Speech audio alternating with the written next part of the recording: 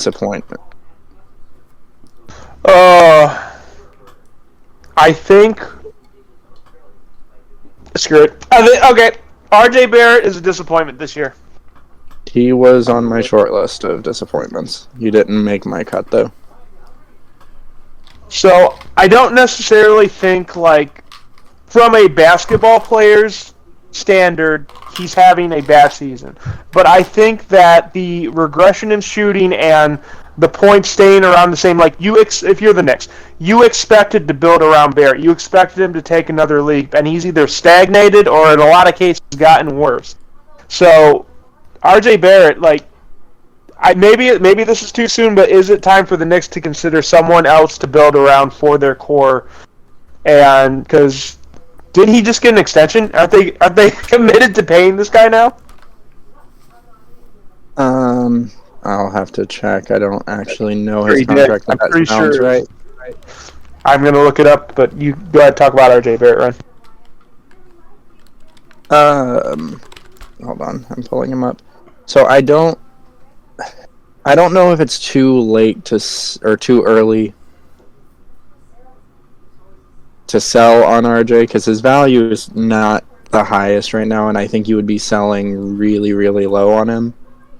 Because he's still, like you said, from a pure basketball player standpoint, he's doing okay. But he hasn't made a jump at any point in his career. It's always been, you know what you're getting with RJ. He's on a 4-year, $35 million contract, by the way. That's not a bad contract. It's not a bad deal, no. That's not a bad contract, and it would be really hard to trade him and get good value back. He's only 22 years old. And we're seeing what someone at 22 can do with Vassell. Right, and I think that you need talented wings to win in today's game. I think there's a lot of teams that would buy in on RJ as we get closer to the trade deadline, but I don't think that right now would be a good time to trade him. I do think that it's been a little bit of a disappointment, and I think the Knicks as a whole have been a little disappointing this year.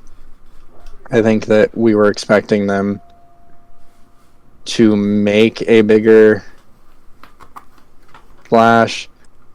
Well, but here's the thing. They added Jalen Brunson. Brunson's doing good.